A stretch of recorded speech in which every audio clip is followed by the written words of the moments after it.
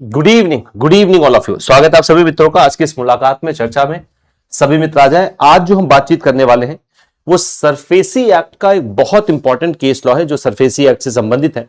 मारदिया Chemicals versus Union of India 2004 का ये case है। दो बातें इससे स्टैब्लिश हुई हैं। इस पूरे केस लॉ पर आज हमारी बातचीत होगी बहुत आराम से। वैसे मैंने इस केस लॉ को इसके पहले भी डिस्कस किया है। आज केवल इंपॉर्टेंट पॉइंट्स को कवर करते चलेंगे इस केस लॉ में और विधिवत तरीके से इस केस लॉ को समझेंगे। सरफेसी अधिनियम से संबंधित ये केस लॉ है। कई बार पूछा जाता है अलग अलग एग्जामिनेशन में, जो लॉ से संबंधित होते हैं आपके एग्जामिनेशन में, सीआईबी में भी पूछे जाने की संभावना पूरी है। Mardia Chemicals versus Union of India का केस क्या है? मारदिया केमिकल्स गुजरात की कंपनी है जिसके कई सारे लोन डिफॉल्ट हुए और उस पर सरफेसी एक्ट के माध्यम से रिकवरी शुरू की गई। इस रिकवरी के विरुद्ध ही मारदिया केमिकल्स और अन्य जो है वो जाते हैं सुप्रीम कोर्ट का, इस पे वर्डिक्ट आता है, कोर्ट जाते हैं और मारदिया केमिकल्स का ये केस बनता है। क्या है सरफेसी एक्ट, पहले उसको समझ लेते हैं। Securitisation and reconstruction of financial asset and enforcement security interest act 2002 इस सरफेसी अधिनियम का पूरा नाम है। सरफेसी एक्ट को लाया इसलिए गया था ताकि बैंकों के या जो फाइनेंशियल इंस्टीट्यूशंस हैं उनके जो लोन है, उनकी रिकवरी जिनकी नहीं हो पा रही है, जो बैड लोन है, एनपीएस जो है, उनकी रिकवरी को आसान बनाया जा सके। जो प्रॉपर्टीज जिन पर बैंक के फेवर में सिक्योरिटी इंटरेस्ट क्रिएट किया गया है उसका बिना कोर्ट इंटरवेंशन के, ये जो लाइन में बोल रहा हूं उसको बहुत ध्यान से समझिएगा। सरफेसी एक्ट बैंकों को और फाइनेंशियल इंस्टीट्यूशंस को यह ताकत देता है, यह लीगल अथॉरिटी देता है कि बैंकों के फेवर में ऋण देते समय या फाइनेंशियल इंस्टीट्यूशन के फेवर में ऋण देते समय उनके फेवर में जो भी चार्ज क्रिएट किया गया था किसी फाइनेंशियल असेट पर, उसका सिक्योरिटाइजेशन करना, उसका रिकंस्ट्रक्शन करना, ये उसका इन्फोर्समेंट करना। इन्फोर्समेंट मतलब उस प्रॉपर्टी को बेचकर अपने लोन की रिकवरी करना, है ना। ये वो बिना कोर्ट इंटरवेंशन के कर सकते हैं। यानी बैंक और फाइनेंशियल इंस्टीट्यूशन सरफेसी एक्ट की मदद से अपने फेवर में जो है कि जो चार्ज क्रिएट किया गया है उस प्रॉपर्टी का वो इन्फोर्समेंट कर सकते हैं, सिक्योरिटाइजेशन कर सकते हैं और रिकंस्ट्रक्शन कर सकते हैं। इसमें कोर्ट इंटरवेंशन की आवश्यकता नहीं होती है, यानी बैंकों को कोर्ट जाने की जरूरत नहीं है। वो प्रॉपर्टी को सेल करके अपनी रिकवरी कर सकते हैं या रिकंस्ट्रक्शन कर सकते हैं या उस प्रॉपर्टी का सिक्योरिटाइजेशन कर सकते हैं। ये अधिकार 2002 के बाद से सरफेसी अधिनियम के माध्यम से बैंकों को और फाइनेंशियल इंस्टीट्यूशंस को मिल गया है। अब सरफेसी एक्ट का मतलब यह हुआ कि बैंक ये सारे काम बिना कोर्ट इंटरवेंशन के कर सकते हैं। ठीक हो गई जी इतनी बात। अब एक एक बात को ध्यान दीजिएगा। लेकिन सरफेसी एक्ट केवल और केवल कुछ कंडीशंस पर लगती हैं। ऐसा नहीं कि सारी कंडीशन पे सरफेसी एक्ट को लगाकर प्रॉपर्टी को रिकंस्ट्रक्शन, इन्फोर्समेंट या उसका जो है सिक्योरिटाइजेशन किया जा सकता है। पहला, आप केवल और केवल उन्हीं प्रॉपर्टीज को सरफेसी अधिनियम के अंतर्गत ला सकते हैं या सरफेसी राइट्स का उपयोग आप केवल उन्हीं प्रॉपर्टी पर कर सकते हैं जिन प्रॉपर्टी पर बैंकों के फेवर में चार्ज क्रिएट किया गया है। यानी अगर आप सिक्योर क्रेडिटर हैं तो ही आप सरफेसी अधिनियम के अपने राइट्स का उपयोग कर सकते हैं। अनसिक्योर क्रेडिटर ऐसा नहीं कर सकते। यानी जिनके फेवर में कोई चार्ज क्रिएट नहीं किया गया है वो सरफेसी एक्ट में दिए गए अधिकारों का उपयोग नहीं कर सकते। केवल सिक्योर क्रेडिटर यानी जिनके फेवर में सिक्योरिटी इंटरेस्ट क्रिएट किया गया है वही बैंक या फाइनेंशियल इंस्टीट्यूशन इसका उपयोग कर सकते हैं। ये पहली कंडीशन उपयोग होने की। अगर नहीं क्रिएट किया हुआ है तो नहीं होगा। दूसरी कंडीशन है कि आपका जो लोन है उसका आउटस्टैंडिंग बैलेंस जो है, मतलब जो आउटस्टैंडिंग अमाउंट है वो 1 लाख या 1 लाख रुपए से ऊपर का होगा तो ही आप कर सकते हैं। तीसरी कंडीशन यह है या तो 1 लाख रुपए या तो 20% या उससे ऊपर। अगर आउटस्टैंडिंग बैलेंस अभी भी आपके कुल लोन का 20% या उससे ऊपर है, प्रिंसिपल अमाउंट और इंटरेस्ट मिला के, तो ही आप सरफेसी अधिनियम में अपने अधिकारों का उपयोग करेंगे। जो भी एक्ट आपको अधिकार प्रोवाइड करता है तब आप उपयोग कर पाएंगे, अदरवाइज नहीं कर पाएंगे। तो आपके फेवर में सिक्योरिटी इंटरेस्ट क्रिएट किया गया हो, दूसरा लोन अमाउंट 1 लाख या उससे ज्यादा हो, या आउटस्टैंडिंग बैलेंस 20% या उससे ज्यादा। अगर 1 लाख से कम या 20% से कम है प्रिंसिपल अमाउंट और इंटरेस्ट, तो आप सरफेसी अधिनियम का उपयोग नहीं कर सकते। एग्रीकल्चर लैंड वगैरह पर अगर सिक्योरिटी चार्ज नहीं क्रिएट किए गए, जो कि उन पर क्रिएट नहीं होते हैं, तो सरफेसी एक्ट वहां पर नहीं लागू होता है।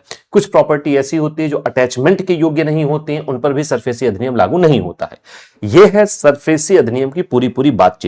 अब आते हैं सरफेसी, अभी तक जितनी चर्चा मैंने आपसे की, पहले इसका बेसिक समझ लीजिए, फिर हम आगे इसकी बात करेंगे। सबसे पहला तो सवाल आपसे यही पूछा जा सकता है कि Mardia Chemicals versus Union of India का ये जो केस है ये किससे संबंधित है?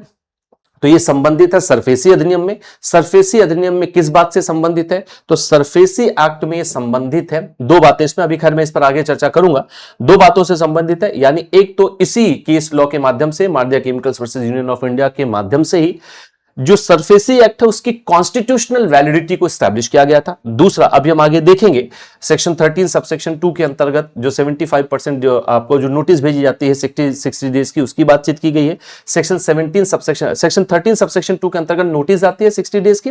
सेक्शन 17 सबसेक्शन 2 के अंतर्गत पहले ही था, अब तो खैर सेक्शन 17 को हटा दिया, सेक्शन 17 के सबसेक्शन 2 को हटा दिया गया है, जिसमें यह था कि अगर आप डीआरटी के पास, बैंकों के अगेंस्ट अगर आप डीआरटी के पास कंप्लेन करने जा रहा है कोई अग्रीव्ड पर्सन, तो उसे पहले 75% डिपॉजिट करना पड़ेगा। तो ये 75% डिपॉजिट करने वाली कंडीशन को हटाया गया। तो आपका ये जो केस लॉ है Mardia Chemicals versus Union of India का, ये इन 3-4 मामलों से संबंधित है। तो कुल मिलाकर सरफेसी अधिनियम से संबंधित केस लॉ है। चलिए, जितनी चर्चा अभी तक मैंने आपसे की है उस पर मैं पहले थोड़ी सी चर्चा कर लेता हूं। देखो, important elements of the SARFAESI act 2002, the provision of the act relating to enforcement of the security interest applies to case in which the security interest are created for due repayment of financial risk. देखिए, ये provision जो है इस अधिनियम का, ये किससे संबंधित है? इन्फोर्समेंट से संबंधित है। किस इन्फोर्समेंट पे? जिन प्रॉपर्टी पर सिक्योरिटी इंटरेस्ट क्रिएट किया गया है उन्हीं पर ये अप्लाई होगा। Applies to cases in which the security interest are created for due repayment of financial assistance. There is an obligation on the part of the borrower to repay loan, and if they are unable to repay, then the security for the loans can be sold without intervention of the law or tribunal by following the procedure as provided in the act and the rules framed thereunder for recovery of the loans. ये line बहुत ध्यान से पढ़िएगा कि देखिए, अब जिसने ऋण लिया है यानी जो बोरोवर है उसका ऑब्लिगेशन है, बोरोवर के पार्ट पर ये ऑब्लिगेशन है कि वो लोन का रीपे करे। और अगर वो अनेबल होता है, अगर वो रीपे नहीं कर पाता है, तो बैंकों के और फाइनेंशियल इंस्टीट्यूशंस के पास ये अधिकार है जिनके फेवर में सिक्योरिटी इंटरेस्ट क्रिएट किया गया है कि वो उस प्रॉपर्टी को बेच सकते हैं बिना कोर्ट इंटरवेंशन के। कोर्ट या किसी लॉ या किसी फोरम में जाने की जरूरत नहीं है और बेचकर अपने लोन की रिकवरी कर सकते हैं उन प्रोविजंस को फॉलो करते हुए जो इस अधिनियम में दिए गए हैं। The act has retrospective application. Retrospective का मतलब है कि ये पिछली डेट से भी लागू किया जा सकता है। यानी अगर किसी ने सिक्योरिटी इंटरेस्ट बैंक के फेवर में क्रिएट किया है 2002 के पहले, जब सरफेसी अधिनियम नहीं आया था, उस पर भी सरफेसी एक्ट लागू। रेट्रोस्पेक्टिव का मतलब है जो पिछली तिथि से लागू हो सकता है। जब ये अधिनियम नहीं आया था उसके पहले जो लोन बांटे गए थे जिन पर सिक्योरिटी इंटरेस्ट क्रिएट हुआ था उन पर भी लागू हो सकता है। यानी सरफेसी अधिनियमों का उपयोग, सरफेसी अधिनियम के इस प्रोविजन का उपयोग करके उनकी प्रॉपर्टी को भी बेचा जा सकता है। यही बात आगे जाएगी भी सुप्रीम कोर्ट के पास। It applies for loans and securities created prior to the act coming into operation. देखिए, क्लियरली लिखा है कि ये उन पर भी लागू होगा जो इस अधिनियम के आने के पहले लोन डिस्ट्रीब्यूट किए गए थे। ये पहली बात हो गई। The act is applicable to cases where security interest for securing repayment of any financial asset is more than 1 lakh and the amount due is 20% or more of the principal amount and interest thereon. ये act applicable होता है केवल उन्हीं cases पे जहां पर financial asset की value 1 lakh रुपए से ज्यादा है या आपका आउटस्टैंडिंग बैलेंस 20% या उससे ऊपर। अगर 20% से नीचे तो सरफेसी एक्ट नहीं लगेगा, यानी बैंक प्रॉपर्टी को सेल आउट नहीं कर सकते। The act is not applicable to any security interest created on agricultural land and certain properties not liable to attachment under some specified act. ऐसी प्रॉपर्टी जो attachment के योग्य नहीं है या एग्रीकल्चरल लैंड पर अगर कोई सिक्योरिटी इंटरेस्ट क्रिएट हुआ है तो उस पर सरफेसी अधिनियम लागू नहीं होगा। Creditors other than secured creditor not eligible to exercise right of enforcement of security under this act. Enforcement यानी प्रॉपर्टी को बेचकर अपने लोन की रिकवरी करने का जो अधिकार है ये अनसिक्योर्ड लेंडर को प्राप्त नहीं है, केवल सिक्योर्ड लेंडर को ही अधिकार प्राप्त है। यानी ऐसे सिक्योर लेंडर उनको कहा जाता है जिनके फेवर में सिक्योरिटी इंटरेस्ट क्या किया गया है भैया, क्रिएट किया गया है। अब तो ये हो गया सरफेसी एक्ट की बेसिक बातें। अब आते हैं क्या है Mardia Chemicals versus Union of India का ये केस। देखिए क्या है मामला। Mardia Chemicals Union of India का जो केस है उसमें मारदिया केमिकल्स एक कंपनी है जिसके कई सारे लोन थे जिनका बकाया था, वो डिफॉल्ट हो रहा था और सरफेसी अधिनियम के माध्यम से बैंकों ने उसकी रिकवरी करना शुरू किया। मारदिया केमिकल्स और अदर्स जो है वो कोर्ट में पहुंचे।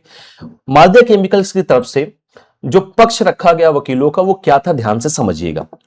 मारदिया केमिकल्स के पक्ष में जो बात कही गई थी वकीलों के द्वारा वो ये कही गई थी कि सर पहली बात तो ये अधिनियम ही पूरा पूरा अनकॉन्स्टिट्यूशनल है, ये कॉन्स्टिट्यूशनल एक्ट ही नहीं है। उसके पीछे का रीजन क्या बताया उन्होंने ये कहा कि जब पहले से सिविल कोर्ट के पास और डीआरटी और डीआरएटी आरडीबी अधिनियम, पहले जहां पर डीआरटी और डीआरएटी नहीं होते हैं वहां पर सिविल कोर्ट मामलों को सुनता है, लेकिन जहां पर डीआरटी और डीआरएटी जैसी हैं, यानी आरडीबी अधिनियम के अंतर्गत, जो कि 1993 का अधिनियम है, recovery of debt and bankruptcy act 1993, जब उसके अंतर्गत डीआरटी और डीआरएटी जैसे कोर्ट हैं जो रिकवरी के लिए ही बनाए गए हैं, तो ऐसे अधिनियम लाने की क्या आवश्यकता है। बात नंबर एक, इसलिए एक्स्ट्रा कॉन्स्टिट्यूशनल है। दूसरा, इसमें बोरोवर को कोई ताकत ही नहीं दी है आपने। बिना कोर्ट इंटरवेंशन के कोर्ट भी जाने की जरूरत नहीं है। बिना कोर्ट इंटरवेंशन के आप ये प्रॉपर्टी बेच सकते हो बोरोवर की, तो बोरोवर को तो आपने कोई ताकत नहीं दी है। और बोरोवर को कोई ताकत अगर नहीं मिली है तो इसका, और इसके अलावा एक और कंडीशन थी जो सरफेसी अधिनियम के सेक्शन 17 सबसेक्शन 2 में है। सरफेसी एक्ट का सेक्शन सबसेक्शन 2 ये सेक्शन 17 का सबसेक्शन 2 ये कहता है, इसको ध्यान से समझिएगा, कि अगर आपको लगता है कि बैंक जब आपकी रिकवरी कर रहे हैं या जब बैंक इन्फोर्समेंट कर रहे हैं, तो और वो अगर इन्फोर्समेंट, देखिए जो सरफेसी अधिनियम का सेक्शन 13 है वो ये सारी चर्चा करता है कि नोटिस कैसे भेजी जाएगी, रिकवरी कैसे की जाएगी। तो अगर बैंकों के काम करने के तरीके से बोरोवर अग्रीव्ड है, तो बोरोवर इनकी कंप्लेन यानी इनकी अपील कर सकता है डीआरटी के पास, डेट रिकवरी ट्रिब्यूनल के पास 45 दिनों के अंदर। जिस दिन उसको ऐसा लग रहा है उसके 45 दिनों, या जिस दिन ये एक्शन लिया गया है उसके 45 डेज के अंदर वो डीआरटी के पास कंप्लेन कर सकता है। लेकिन पहले ये व्यवस्था था कि डीआरटी के पास कंप्लेन करने के लिए बैंक ने जो अमाउंट डिसाइड, मतलब जो आपका आउटस्टैंडिंग बैलेंस है जो आपको बैंक को देना है, उसका 75% आपको प्री डिपॉजिट करना पड़ेगा। उसका 75% आपको प्री डिपॉजिट करना पड़ेगा, ये कहता है सेक्शन 17 सबसेक्शन 2 सरफेसी अधिनियम। तो भैया ग्राहक का एक तो पैसा डूबा हुआ है, उसके पास पैसा होता तो ये लोन डूबता ही क्यों। और आप ये कह रहे हो कि डीआरटी, यानी पहली ही अपील करने के पहले उसे बैंकों ने जो आउटस्टैंडिंग बैलेंस आपको बताया है जितना बकाया, उसका 75% पहले तो हमारे पास लाकर डिपॉजिट करो तो डीआरटी मुकदमा सुनेगा। ये तो समानता के अधिकार का उल्लंघन है जो आर्टिकल 14 इंडियन कॉन्स्टिट्यूशन का प्रत्येक भारतीय नागरिक को देता है, फंडामेंटल राइट है ये, है ना। इक्वलिटी, क्या इक्वलिटी बिफोर लॉ, कानून के समक्ष समानता का अधिकार। कहां समानता का अधिकार है। मैं 75% पहले जमा करूं तब मेरा मुकदमा सुना जाएगा, और अगर मुझे लग रहा है कि बैंक गलत कर रहा है तो मैं 75%, तो आप मतलब ये 75% की जो आपने कंडीशन लगा दी, आप चाहते नहीं हो कि बोरोवर अगर अग्रीव्ड भी है तो कोर्ट में जाके अपना मुकदमा लड़े, वो कोर्ट में जाके शिकायत करे, आप चाह ही नहीं रहे। आपने व्यवस्था ऐसी बना दी है कि जो ग्राहक है वो कोर्ट तक जा ही नहीं सकता। 75% पहले जमा करे तो डीआरटी मुकदमा सुनेगा। अब सुप्रीम कोर्ट ने बातें सुनी, अब मैं सारी बातों को फिर से दोहरा रहा हूं, सुप्रीम कोर्ट के सामने क्या क्या पक्ष रखे गए। एक तो इसी मार्दिया केमिकल्स केस में ही सरफेसी अधिनियम के कॉन्स्टिट्यूशनल होने को चैलेंज किया गया। क्लियर है कि जब डीआरटी के अंतर्गत आपके जो आरडीबी अधिनियम के अंतर्गत डीआरटी डीआरईटीज है तो इसकी आवश्यकता नहीं है, चैलेंज किया गया। दूसरा चैलेंज किया गया कि इसमें जो सेक्शन 17 सबसेक्शन 2 का प्रोविजन है जिसमें 75% जमा करना, ये अमानवीय है। सुप्रीम कोर्ट ने सेक्शन 17 को लेकर ये बात मानी। आप चाहते नहीं हो कि जो बोरोवर है वो जाए बैंक में, या जो अग्रीव्ड पर्सन है वो जाए कोर्ट के पास और अपना मुकदमा लेके पहुंचे, सुनवाई हो। 75% जमा ही नहीं कर पाएगा तो सुनवाई नहीं होगी, तो आपने व्यवस्था ऐसी बना रखी कि पहुंच ही ना पाए वो। ये तो आपने समानता के अधिकार का उल्लंघन कर दिया। कोर्ट ने सारी बातों को सुना। अब एक ही करके देखते हैं कोर्ट का वर्डिक्ट क्या रहा। कोर्ट ने जब सारी बातों को सुना तो कोर्ट ने कहा कि देखो, चूंकि ये अधिनियम लाया ही इसलिए गया है ताकि बैंकों के लोन की रिकवरी हो सके, और बैंकों के पैसे की बात होती है, बैंकों के लोन की रिकवरी अगर बहुत लंबे समय तक रुकी रहेगी, अटकी रहेगी, बैंकों का एनपीए अगर लगातार बढ़ता चला जाएगा तो अर्थव्यवस्था के लिए भी ठीक नहीं, बैंक के लिए भी ठीक नहीं। इसलिए ये तो उचित है कि बैंकों के डूबे हुए लोन की रिकवरी तेज होनी चाहिए, फास्ट होनी चाहिए, उसमें कम से कम बैरियर होना चाहिए। तो ये व्यवस्था इस हिसाब से ठीक है, सरफेसी अधिनियम बिल्कुल ठीक है। और सरफेसी एक्ट कॉन्स्टिट्यूशनल है क्योंकि सुप्रीम कोर्ट ने कहा कि ऐसा नहीं है कि बिना ग्राहक को बताए प्रॉपर्टी बेची जाती। जो आप ये कह रहे हो कि ग्राहक की प्रॉपर्टी बिना कोर्ट इंटरवेंशन के बेच दिया जाता है, ऐसा बिल्कुल नहीं है। सेक्शन 13 के सब सेक्शन 2 के अंतर्गत बैंक इन्फोर्समेंट करने के 60 दिन पहले कस्टमर को नोटिस भेजता है। उसमें पूरी जानकारी होती है, भाई आपकी प्रॉपर्टी है, इस पे चार्ज क्रिएट हुआ है, इतना आपका आउटस्टैंडिंग बैलेंस है, 60 डेज का समय है, आइए लोन सेटलमेंट करिए, अदरवाइज तब इन्फोर्समेंट होगा। तो ऐसा नहीं है कि बैंक ने ग्राहक को नहीं बताया और कोर्ट इंटरवेंशन की आवश्यकता नहीं है तो अपने आप अपने मन से उसने भेज दिया, ऐसा नहीं है। प्रोविजन ये है कि भैया आपको 60 डेज का पहले नोटिस ग्राहक को भेजना पड़ेगा।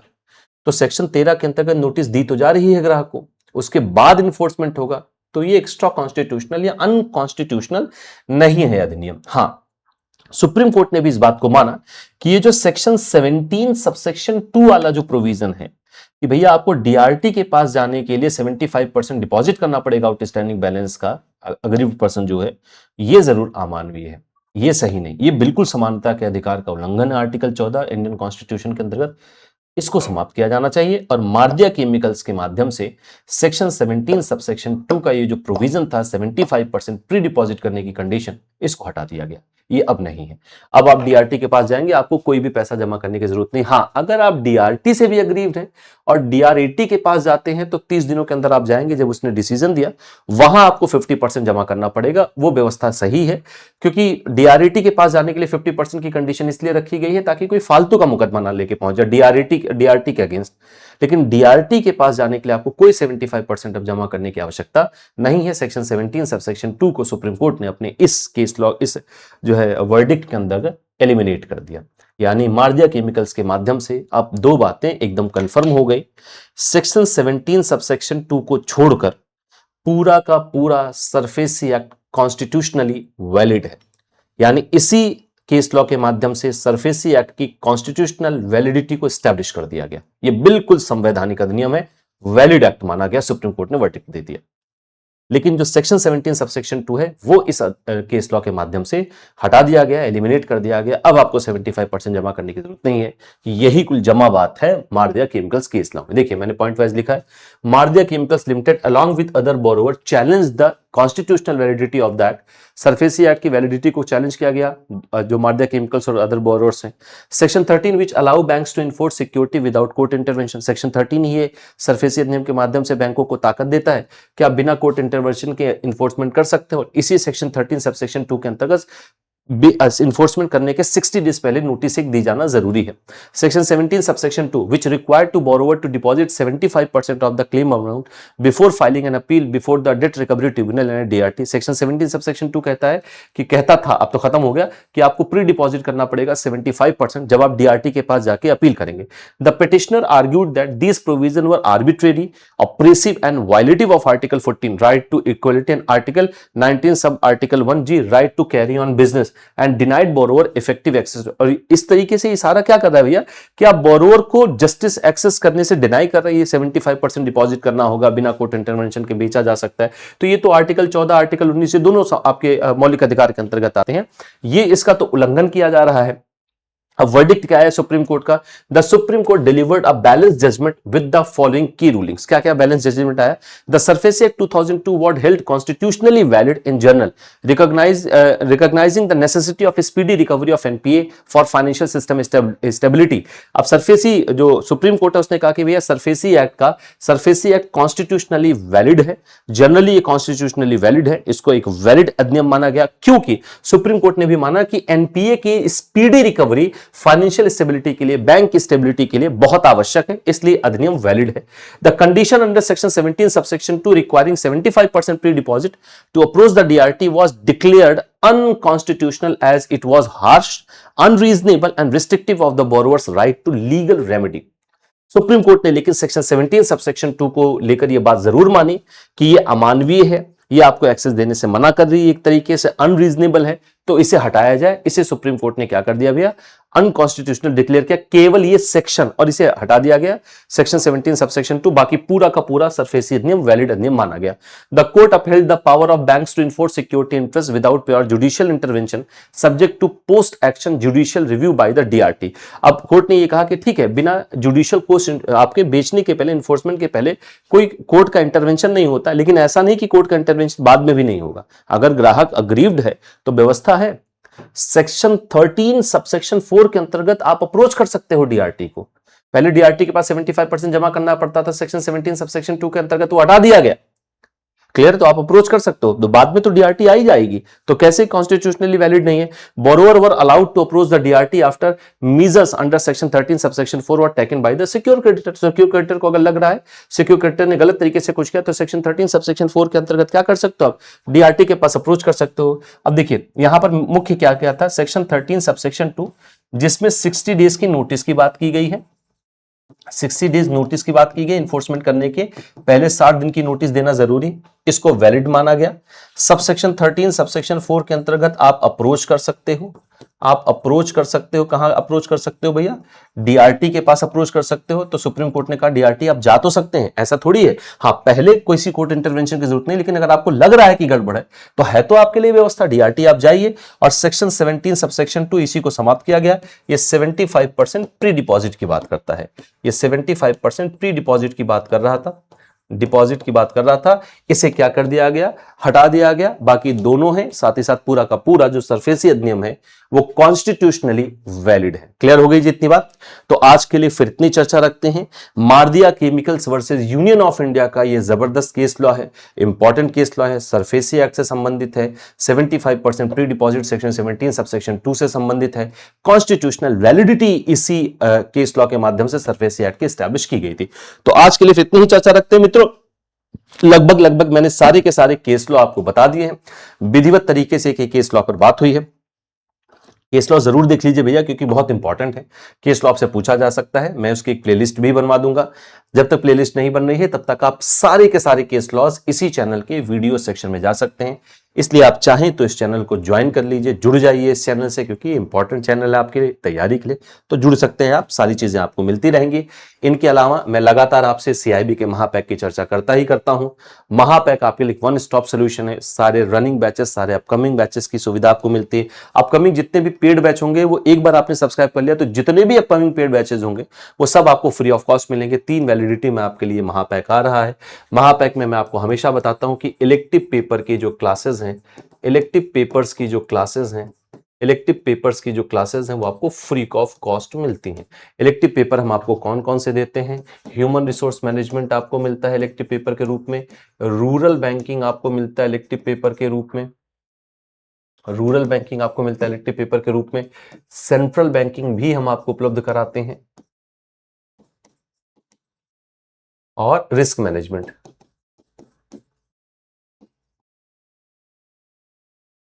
रिस्क मैनेजमेंट, ये चारों पेपर आपको फ्री ऑफ कॉस्ट मिलेंगे इलेक्टिव पेपर में। इंडिविजुअल बैचेस की बात करें तो CIB crash course plus MCQ plus आपका केस स्टडी है, ये इंडिविजुअल बैच है। इसमें आपको क्रैश कोर्स के थ्रू सारी थ्योरी की क्लासेस मिलेंगी और एमसीक्यू की भी सारी क्लासेस आपको मिलेंगी। ये आप बैच ले सकते हैं रेगुलर प्लान में, प्रो प्लान में, या महापैक अगर आप लेते हैं तो ये बैच आपको फ्री ऑफ कॉस्ट मिलेगा। इसी मई जून 2026 को टारगेट कर रहा है। अगर आप चाहते केवल एमसीक्यू के माध्यम से तैयारी करें तो एमसीक्यू बैच भी आपके लिए रखा गया है। ये बैच भी आपको महापैक के थ्रू मिल सकता है या आप इंडिविजुअली भी इसको ले सकते हैं। महापैक लेंगे तो फ्री मिल जाएगा। फास्ट ट्रैक बैच में केवल थ्योरी, देखिए एमसीक्यू बैच में केवल एमसीक्यू की क्लासेस हैं, फास्ट ट्रैक बैच में केवल थ्योरी की क्लासेस हैं। लेकिन जो आपका CIB crash course plus MCQ batch है उसमें क्रैश कोर्स एमसीक्यू दोनों हैं। और अगर आप महापैक लेते तो ये तीनों बैच आपको फ्री ऑफ कॉस्ट मिलेंगे महापैक में। तो आज के लिए इतनी चर्चा रखते हैं। कुछ भी आप और मुझसे जानना चाहते हैं, पूछना चाहते हैं तो इस पर्टिकुलर क्यूआर कोड को स्कैन करके आप एक डेडिकेटेड टेलीग्राम ग्रुप है उससे आप जुड़ सकते हैं। सारी समस्या आप अपनी रख सकते हैं, बातचीत कर सकते हैं। कोई भी दिक्कत अगर आपको बीआरबीएल में है तो आप बातचीत कर सकते हैं, ह्यूमन रिसोर्स मैनेजमेंट में है तो आप चर्चा कर सकते हैं। मैं लगातार आपके साथ बना रहता हूं आपके सवालों के जवाब के साथ। क्यूआर कोड को स्कैन करने में कहीं कोई दिक्कत आ रही तो सिंपली टेलीग्राम पर जाएं, सर्च करें आशीष सर जेआईबी सीआईबी एग्जाम्स। मैं लगातार आपके माध्यम से यहाँ के थ्रू आपके साथ यहाँ के माध्यम से इस पर्टिकुलर टेलीग्राम के माध्यम चैनल के माध्यम से आपके साथ बना रहता हूं। आज के लिए इतनी चर्चा रखते हैं, फिर मिलते हैं नेक्स्ट क्लास में कुछ नए मुद्दों के साथ डिस्कशन करने के लिए। चलिए, बहुत सारा धन्यवाद, थैंक्स अ लॉट।